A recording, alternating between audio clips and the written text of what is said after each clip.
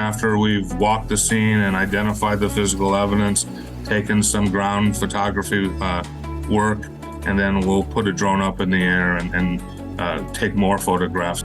Ultimately then to have a diagram or a point cloud or a three-dimensional environment, all kinds of different things so that we can use it to analyze if needed to determine how that crash happened.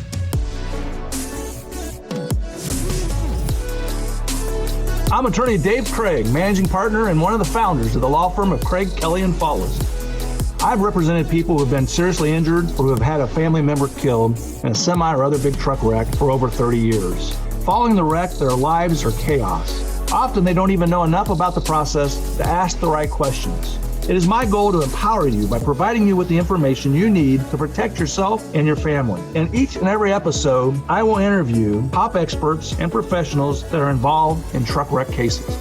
This is After the Crash.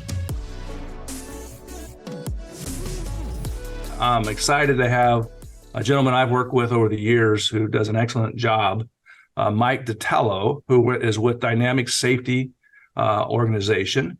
Mike was a former police officer before he moved into the private sector, and he is excellent and qualified to do investigations, accident reconstructions. You name it, anything to do with any type of vehicle, Mike has and will do with his company. So, Mike, why don't you tell us a little bit about yourself and how you got into this field? Great. Good morning. Thank you very much for having me. So, yes, I started, seems like years ago now, in law enforcement, and I had just a wonderful career and a great opportunity to specialize as a traffic officer. So most of my career in law enforcement was that, as a traffic officer.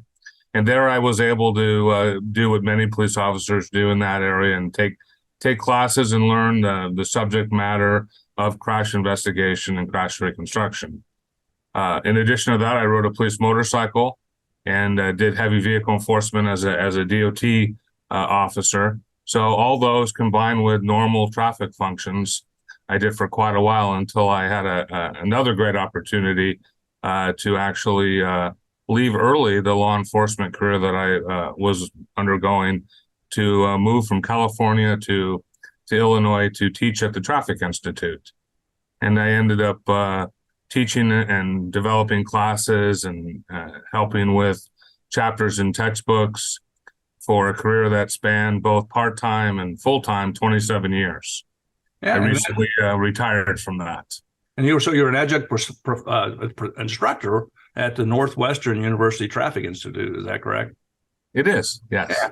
And and I know I've seen the books, and so you've actually contributed as an author to a couple of the different textbooks used there, right? That's correct. And I had the great opportunity to teach with and be mentored by some great people, including Lynn Fricke, who was one of the founding members of that program.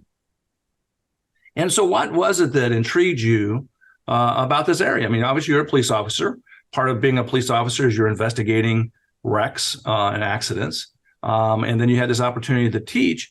What was it that you think that kind of attracted you to this area of business? Well, I think for me, it's something that's carried over into my private work.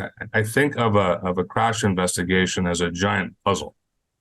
And so I enjoy trying to take all the puzzle pieces and trying to accurately put them together and complete the puzzle to figure out ultimately what a crash reconstructionist does is how the accident occurred. So, Mike, there's all kinds of accident reconstructionists. And over 35 years, I've worked with all kinds. And some keep up on training, some don't. Some have taken, and there's a lot changed in 35 years. I mean, accident reconstruction is completely different. Investigation is completely different. The way we document a scene is completely different. And so I always get scared when I see, and I'm happy when I see those guys on the other side. But, I think that there has been a lot of changes. And so one of the things that I like working with you is that you've kept up on all the technology. You kept on all those things. Maybe you can tell us a little bit about your certifications and the type of things you've done that kind of kept you on top of your game in this area of expertise. Sure. So obviously, the physics and the main staple of crash reconstruction and the technical aspect has really stayed the same, but there are a tremendous number of advances in the available technology that's out there. Think about our own vehicles, cars, big trucks, the use of video cameras outside in the environment as well as in the vehicles, just the safety features of vehicles and the available data that may come along with things like infotainment systems or a collision mitigation system. And ultimately, we're leading toward vehicles that, may totally be autonomous out on the road, but, as it grows and grows and grows. So things are absolutely changing. And I can think about 35 years ago where the tape measure was just a tremendous tool, tape measure and a plumb bob. And those tools work great. I mean, they do the job. And as time went on, we transferred over and used total stations, things that surveyors used for years. And for years, that was a great tool and still is. And today, we're keeping up. We're implementing drones all the time in our work. It's gotten to be so safe and effective to use a drone, the amount of data that you can collect. We're using scanners, either with handheld scanners or tripod mounted scanners to measure. And to think about that is we can collect data and get so much more data, do a better job, do it more effectively, do it safer in many instances. And so we've kept up and we've kept up with our knowledge because there's always something to learn. So many things have changed with human factors in crash reconstruction. There's just a lot of areas. So we work really hard here at Dynamic Safety to continue to learn. We've done ourselves participate in a lot of crash testing, which has really elevated our knowledge and our experience in a lot of ways. Being able to participate and do a lot of crash testing over the years, just a lot of research. So I've had great opportunities and I continue to try to learn. And I think one of the things that's kind of unique and neat about your company, Dynamic Safety, is that you also have different types of folks in there. You've got civil engineer, mechanical engineer, police officers, a lot of people with different backgrounds, which has to complement each other when you're like you said earlier, trying to solve this puzzle. It really does. I mean, when you take a look at a crash and you're trying to figure out, how it occurred and the different aspects of it, it's great to be able to chat about it and work together and try to resolve those puzzle pieces so that we can be as accurate as we can be, which is always what we strive to do. So when there's a wreck and you guys are hired, so who hires you? What type of folks hire you or your company? Sure. Well, we offer crash investigation, crash reconstruction services all over the world. And of course, our main clients are attorneys. Second to that would probably be insurance companies. And then occasionally we do some work for automobile manufacturers or tire manufacturers, things like that.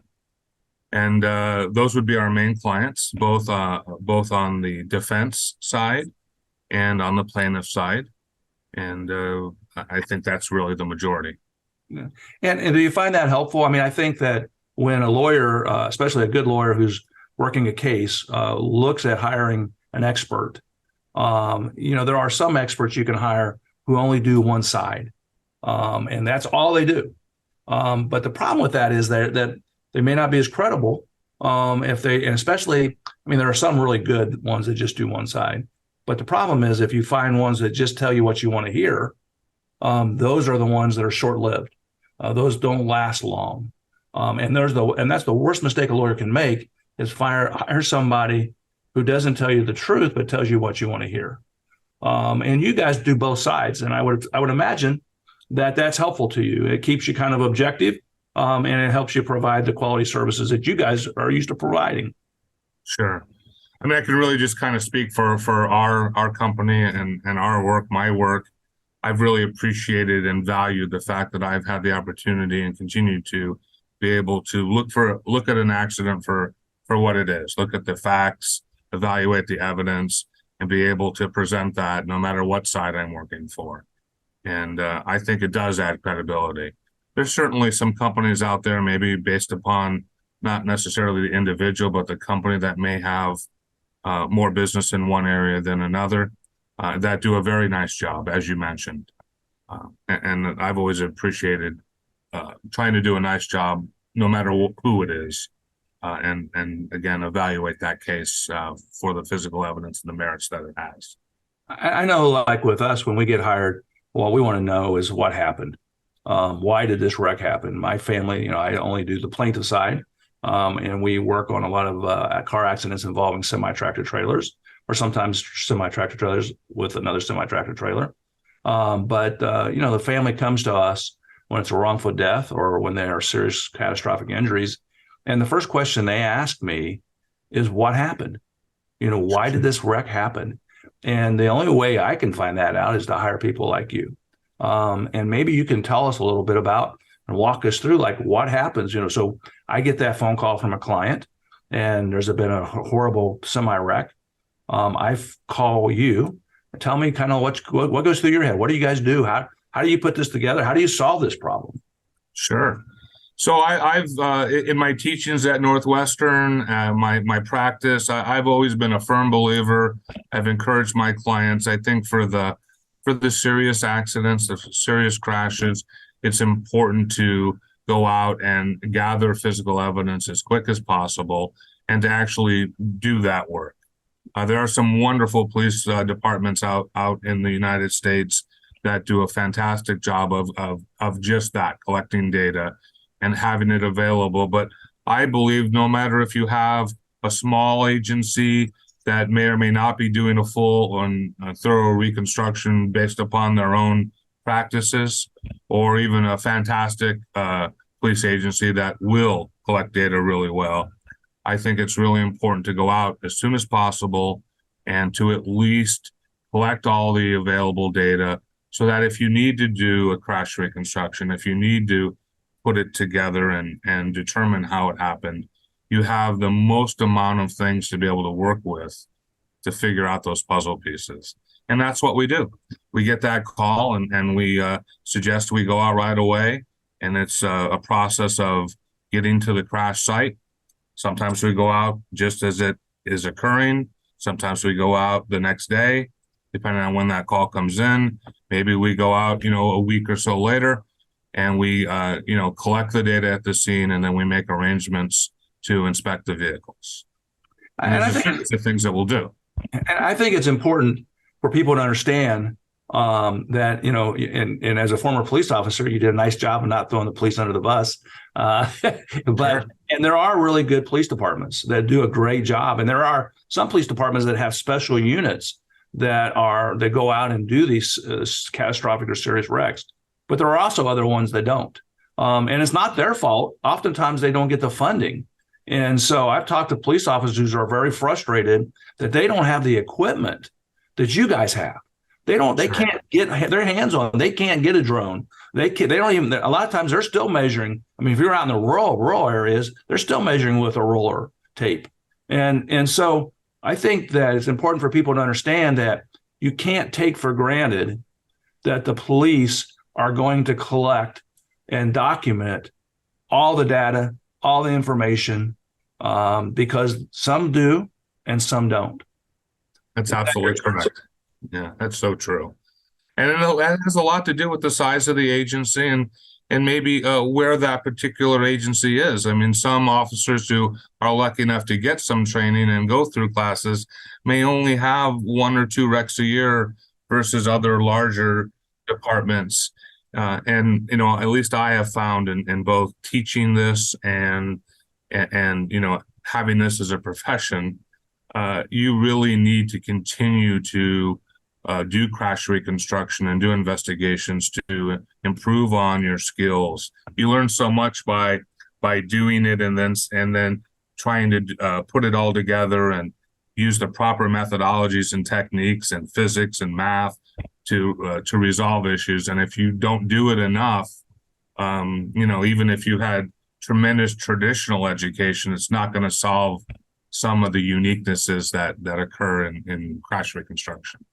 Yeah. And so I think just for, our audience is designed for just ordinary folks who Sure. have had the bad habit or bad luck of being in one of these type of wrecks or having a family member in those type of wrecks.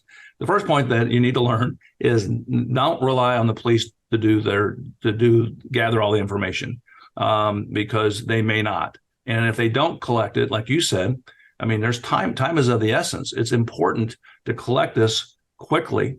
The insurance companies have, rapid crash response teams that they'll send out, and I've talked with them. I lecture as well, and I've spoken at many conferences with the defense lawyers, and the defense lawyers will say in their contract, they're required to have somebody at the scene within 24 hours.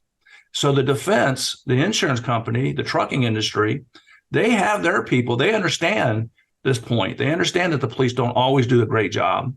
And so they don't chance it. They send their people out to protect them. And the victims of the wrecks also need to do that.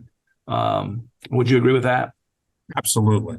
Absolutely. So let's talk a little bit about what you do. So what is collecting the data? What is preserving the evidence? What type of what do you do when you get that call? Sure. So immediately I obviously try to talk to my client and figure out what we know, a little bit about what they may think happened in the crash. Maybe we're lucky enough to have a basic crash report pretty quickly, maybe not. And then we basically make plans to get out to the crash scene right away, as soon as possible. And once we get out to the crash scene, it's going to be a process of walking the environment, trying to identify physical evidence that's there. If it's safe, marking the physical evidence in the environment. That could be paint, could be chalk. And then determining the best methodology to measure, to collect data, and to photograph. So a series of those things. So there'll be ground photographs. There could be video. There could be some type of scanning. And most likely there'll be the use of a drone, at least with us.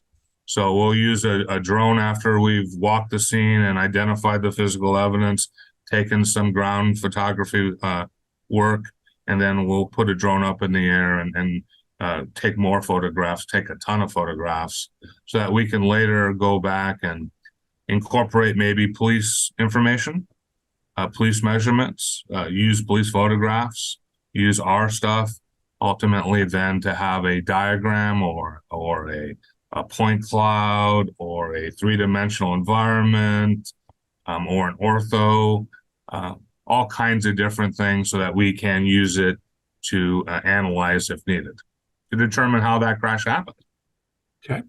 And so, and then I know also you'll do downloads of the equipment. At a later point, you go and inspect the vehicles. And I know you've been kind enough to provide me with some slides or some documentation. Maybe you want to walk us through some of that and kind of educate us on what what do you do when you're hired in one of these wrecks? Okay, so here's an accident that that occurred that we were lucky enough to get out there pretty quickly. So in a case like this, we would be staying out of the law enforcement's way, the emergency personnel's way, until we may be allowed to go in and collect that data. So here, after most importantly, the injured people were cared for, and the scene was safe, and we may be allowed into the scene, we would do exactly the things we've been talking about. We would take photographs. We would mark the physical evidence if it hadn't been marked, or at least checked how it had been marked. We would take ground photographs. We may be able to inspect this vehicle to some degree while it's at the scene, all the vehicles.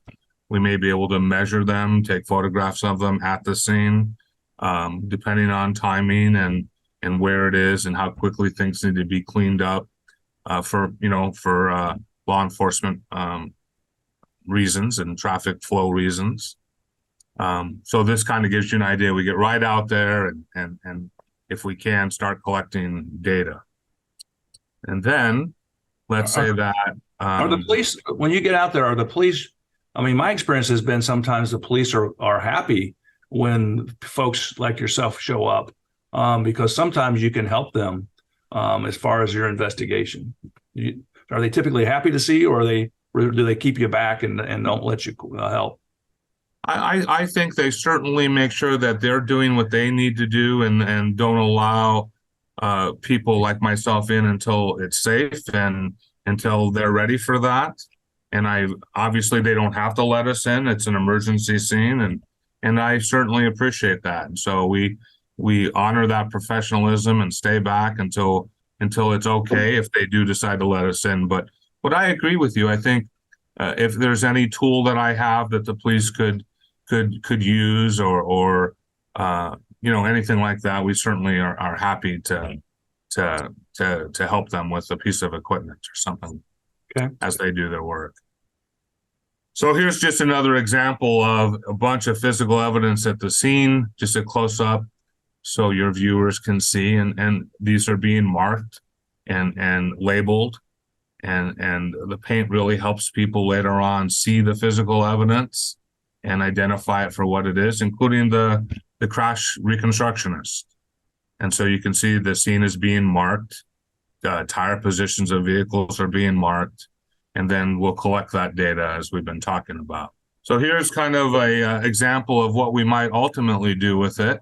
We would take all that data that we've been collecting and come back and be able to build an environment, whether that's a three-dimensional environment or a plain diagram or an ortho illustration.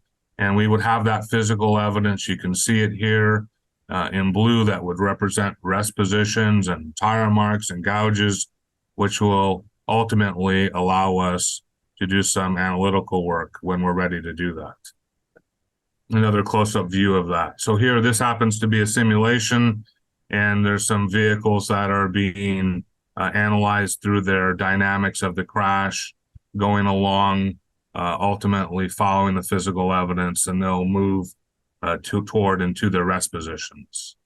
So this is a later step, but the time we spend collecting the evidence initially allows us to do a much better job later when we get to this step to be accurate in how this collision occurred and the things that we're trying to resolve.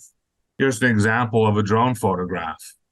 So we'll go along the scenes flying at 2 or 3 different heights, altitudes, taking photographs straight down, sometimes additionally at an angle, and we will go along and take pictures at a scene. And we're going to go probably further than the police might, because we may later want to do a time distance analysis or look at additional sight lines or maybe build an animation or a simulation. So we want more of the environment or the scene collected. But you can see that the photograph is pretty small in focus, and we'll collect obviously just lots of photographs with overlap going up and down the road for 1,000, 1,500 feet or more, depending on what we need to do. And I think that's a great point. I mean, I think drones have definitely changed a lot of how we go about doing it. There's a photograph. I know you provide a photograph of your drone, and just in the last several years, we've seen that expand so much. To give you an example, we had a fatality involving a semi down in Kentucky, and we scanned. We used the drone on part of it, but part of it we couldn't do because of overpasses and the airport. But there are other scanning equipment that we would scan the roadway, and just like you mentioned, instead of just doing right there at the scene, which is what the police tend to do, we wanted to back up on the route that the driver had done to show signage, different things that he would have encompassed. And the combination of the scanner scanning the whole roadways and the drone really just made that. And we didn't know at the time when we did it, what would we need until we worked with the reconstructionists down the road and we heard what the defense version was. And then all of a sudden we're like, oh my God, thank goodness we scanned this whole construction zone, this whole highway, and shot it with a drone, because now we have the evidence. We preserved it for our reconstructions. But drones are I think they're the greatest tool in the world.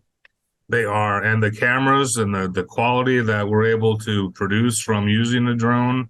And you mentioned earlier when we were speaking about the technology, the software today allows us to take all these different sources like ground photographs and drone photographs and scan data and put them all together and use them together to have just, the end result, which is fantastic and allowing us to do our work.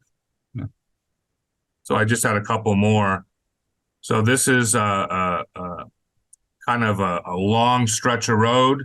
So using the drone, this is an ortho, which is what's produced from taking all those small photographs. And I'd like to zoom in to just show you the clarity. So that's that same ortho. And when you zoom in, you can see all the paint and the physical evidence. Here's the tire positions. So again, by using the drone from different altitudes, going over a long stretch of the road, we have the environment, we have signage, we have overpasses from at least the top view or side view, and we can add in underneath by maybe doing scans. And we have all the physical evidence captured, allowing us to do that work. And then the second component, of course, is using some type of a scanner. So we've been using scanners now for years. We happen to use the Faro brand. There's a couple leading brands, Faro and Leica. And then there's hand scanners now. Believe it or not, our cell phone with certain apps, our cell phones have LiDAR on them. They also are doing a fantastic job of being a tool to use for scanning. So we take this device and we go out and we're taking millions of measurements that, by hand, we probably could never achieve. And here's an example. And I think for people who don't understand what a scanner is, it's creating something in a 3D environment, right? I mean, tell us a little bit about what a scanner. I mean, this is a great example. It shows a tractor, semi-tractor scanned. Right. So a scanner is actually going out and taking a measurement. It's just sending out a laser and taking a measurement and collecting millions of measurements in doing that. There's different kinds of scanners, but in general, think about it just going out and collecting this data, and it's collecting volumes of data, which will allow you to come back and have a 3D model of what it is you're measuring. So here, if you move that scanner around in different positions, and then later you put them all together, you have that 3D model like this, and you can go take measurements or take any other kind of collection of data you want to do. If you want to measure crush or have a vehicle that's damaged in your drawing or your ortho or your simulation, you have that 3D model to work with. Again, looking at accuracy. And I think that when I first started my career, I would have somebody in reconstructions go out and we would measure the scene with a roller tape or whatever. But sometimes you wouldn't measure something because you didn't know it was going to be an issue. And you didn't measure it. And then 3 years later, when you're getting ready to go to trial, 2 years later, all of a sudden your reconstructionist said, well, did you measure this? And that's the worst feeling in the world. And the great thing about the scanner is it measures everything. I mean, if you're doing it right, you're measuring the entire and so I've had case, I had a semi-wreck where causing a brain injury over in Newcastle, Indiana. And in that, we scanned it. And as a perfect example, we didn't think something was an obstruction. Never dawned on us to be an obstruction. Didn't appear to be an obstruction. But the defendant said that it was. Well, and we wouldn't have measured that because it wasn't anything in that area.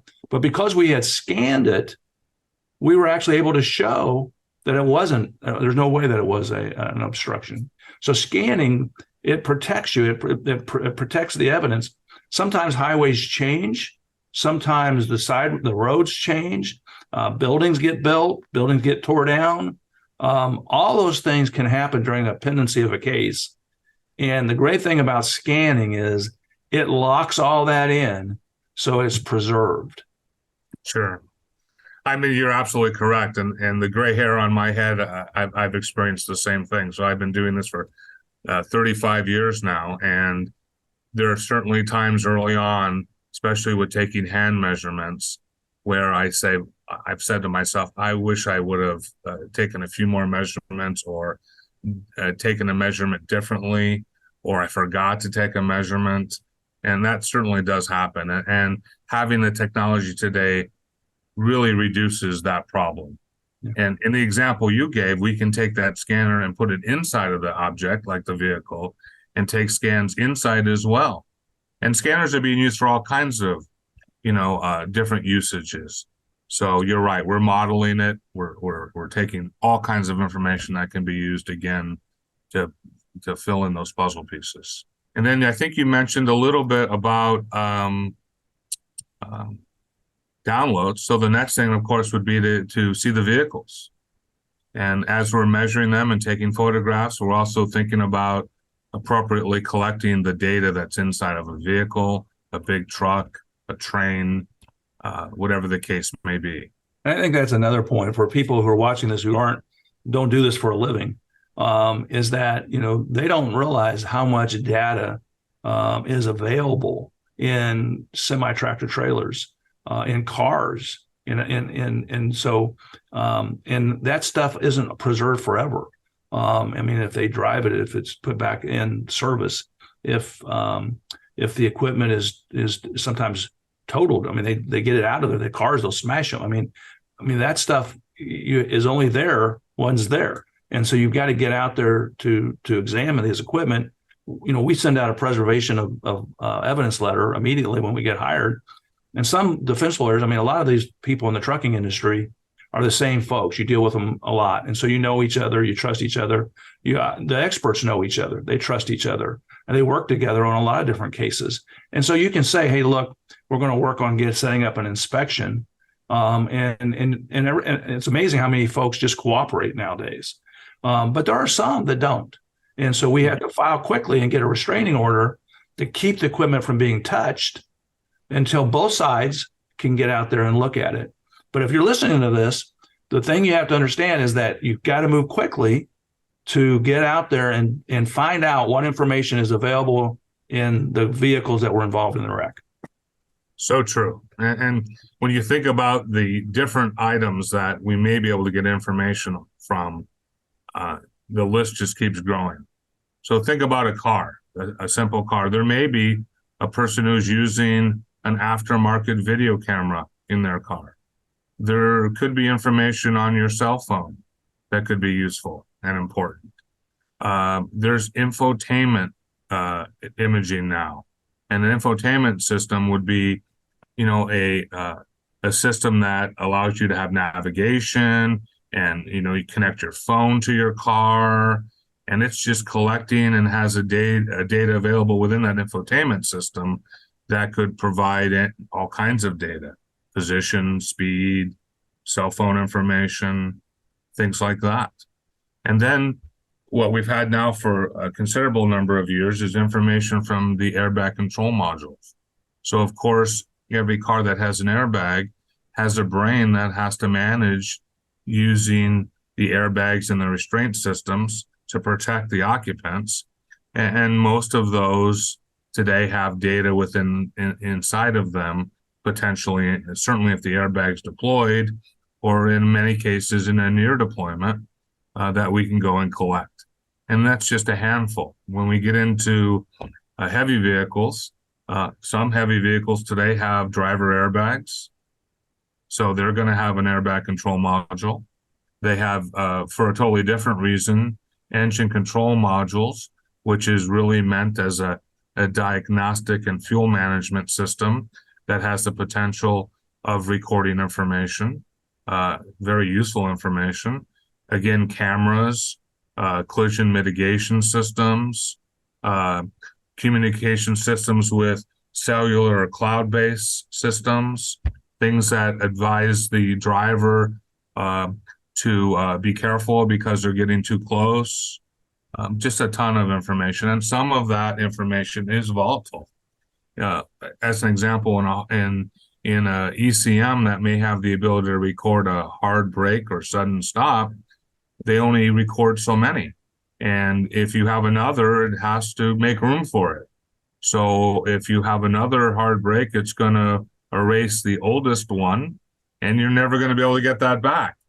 So again, importance is getting that information collected so that we have it to work with. And then, as we go on later on, we collect all that data, we start to put it together, we try to figure out how it happens, and we may be building environments so that we can look and have some type of information to lend towards showing the jury, the judge, ourselves, the attorneys, how this all happened. So we may use it to have models of docks or buildings or roadways or combinations of things, and then of course we would have the vehicles moving, whatever the case may be, to put it all together to start to tell everyone based on the physical evidence, testimonial evidence, everything we have to work with, all electronic information, just what happened in a particular crash. And then lastly, I'll add, sometimes we have to go out and do some testing.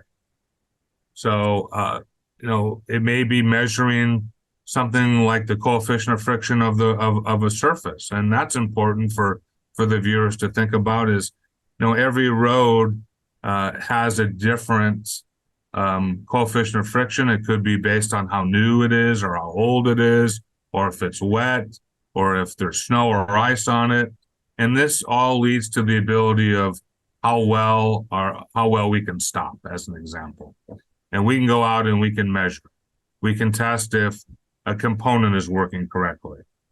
In big trucks, it's important to have the braking system, the foundation braking system working well, not having air leaks, not having brakes that are out of adjustment so it can stop effectively. And so we can look at that and make sure that that's occurring. And if by chance there is a problem, we can see really if it affects the braking ability. So we're taking the combination of the mechanical aspect of the car or truck, as well as the environment in which it's doing it on. Again, add more to those puzzle pieces to figure out what happened. And I think that, and I know you do some teaching as well out in Montana. And I've been out there, you teach out there with the grills and others. And out there, I went out and your son was teaching that particular class, but it was, we actually got to do some skid testing and some stopping, looking at measurements, the difference between a SUV and a tractor trailer and versus a tractor. And, but that's something that you guys are doing all the time, right? We are. We're constantly, learning, testing. The class that you mentioned, I've been lucky enough to attend as a guest lecturer, and this is a great class where attorneys from all aspects can attend and get behind the wheel. They don't have to have a CDL because it's a closed environment. It's a safe environment. You're with a heavy vehicle driving instructor that has tons of years of instruction time, and you're driving these heavy vehicles and appreciating the uniquenesses of it as compared to a car. Even a motorcycle has its uniquenesses as compared to a car. So you're learning as in a truck, the size, how it handles, how it shifts, how it brakes, the gauges, different things in that vehicle that you need to monitor, pay attention to, be familiar with, that are different than being inside of a car. And so to me, it's a great opportunity to be able to drive those heavy vehicles, sit in them, and really get some familiarity with them.